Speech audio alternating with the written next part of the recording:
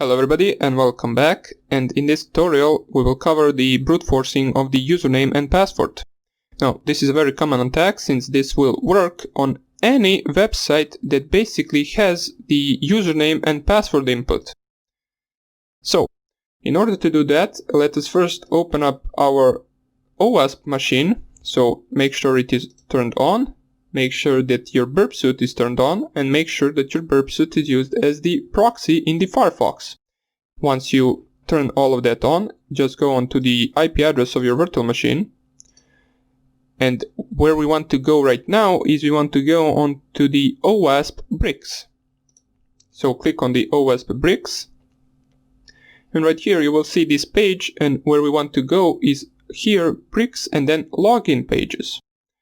It will lead you to basically these 6 different login pages. We want to click onto the login page 3, and you will see it will prompt us with the username and password, which is probably very familiar to you, since we see these kind of user identification on every website. So basically Facebook, Twitter, all of them use this kind of form input.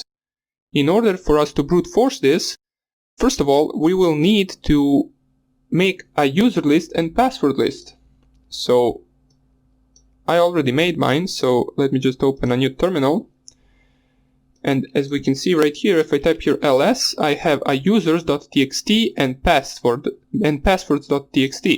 So let me just nano the users.txt so you can see that it basically has a few usernames. So you can just copy all of these usernames from me and create your users.txt file. How we do that? We're basically just nano the users.txt file, type these usernames, ctrl plus O, then enter, and then Ctrl X to exit. Same, do that also with the passwords.txt, excuse me. So here is my passwords list file. As we can see, 1, 2, 3, 4, 5, 6, password 1, admin, webgoat, then capital webgoat, QWERTY, 1, 2, 3, 1, 2, 3, and so on and so on. So these are just rather small lists. We use small lists right now, so it doesn't take a lot of time in order to brute force this. And what we want to do right here is we want to turn our intercept on. Once we do that, go onto your login page, which is login 3, and type here anything. Doesn't even matter, just click here submit. And we can see right here the packet that we're sending. So of course we're sending with the post request, we're sending onto this page, which is the same as this one, and we're sending username of this and password of this.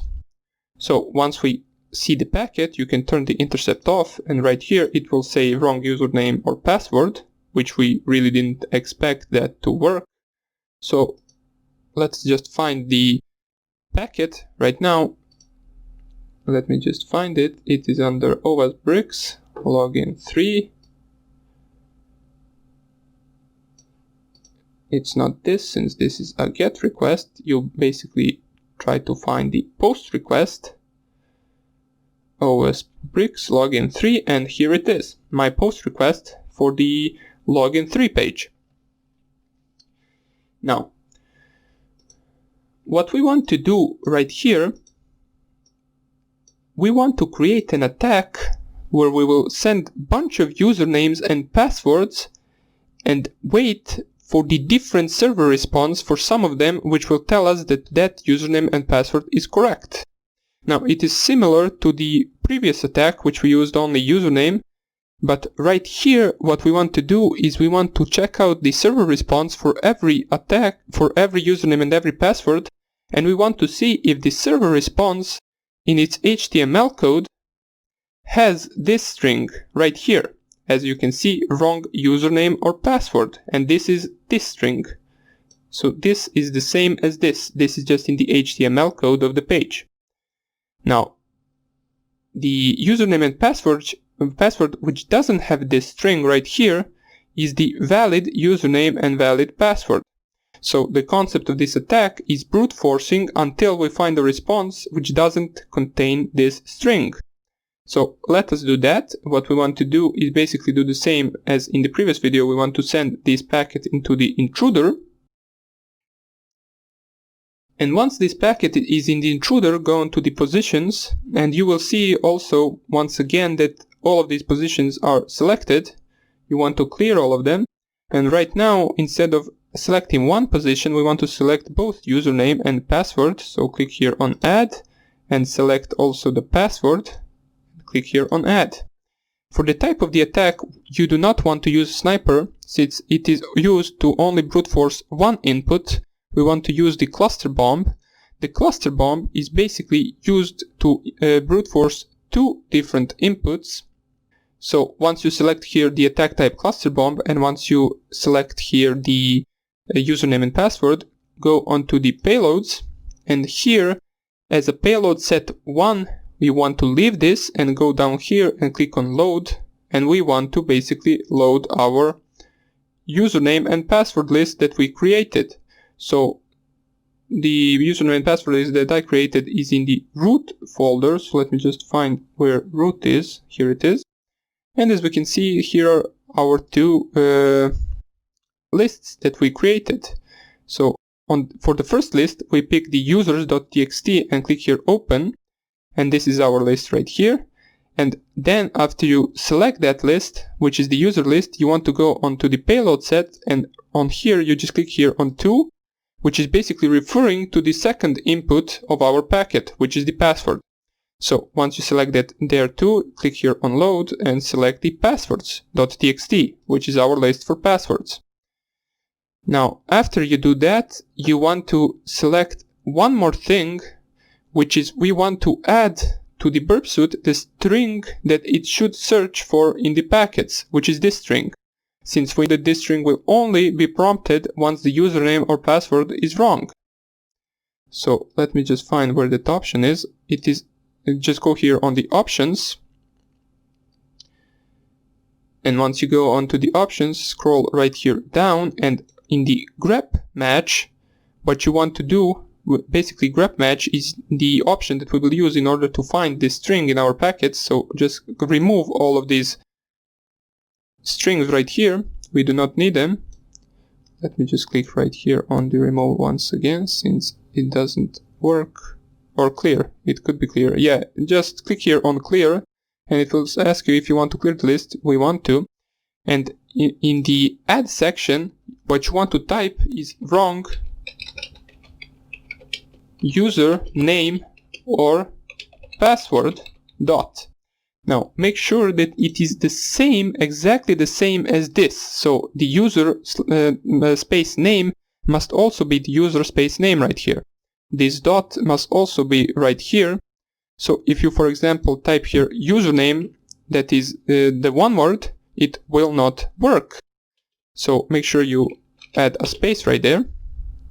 And once you do that, click here on add, and we selected the string that we want to search for in our response of the server.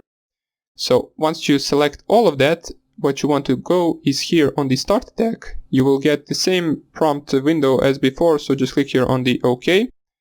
And as you can see right now, it is trying out different combinations of our user names and passwords. And here, as we can see where this is checked, it is basically showing us the responses that have this string in them. So all of them have this string, which is the wrong username or password, and what we want to do is find the one that doesn't have that. As we can see, we found it right here. So this response doesn't have wrong username or password in the output of the server. After we, for example, if you were to use this one, which is user and admin, so let's just try it right here, user, admin, you will get the wrong username or password. And that's why it's checked. But this one isn't, so it must be a valid account. If we type here admin, and then admin below, and submit, you will see that we have successfully logged in. Now, once you do that, you basically brute forced a login, and you can log in as a different user. Now, of course, most of the people won't really have the username and password set as admin, but for the real-life attacks you want to use much bigger lists, and you want to use more probable usernames and passwords. Now, in order to perform this same attack faster, what I will show you in the next video is another tool that keh2 comes with, which is Hydra. It is a brute forcer for the login pages, for the website login pages, but it works much faster than the Burpsuite brute forcer. See, as you can see right here, let me just find it. Where is our page? It has finished, but it took some time to run these 60 different types of combinations in order to find one which was the valid username and valid password. Now you will see that the Hydra, which is the tool that we will use in the next video, will do that much faster. So I hope I see you in the next video, and take care. Bye.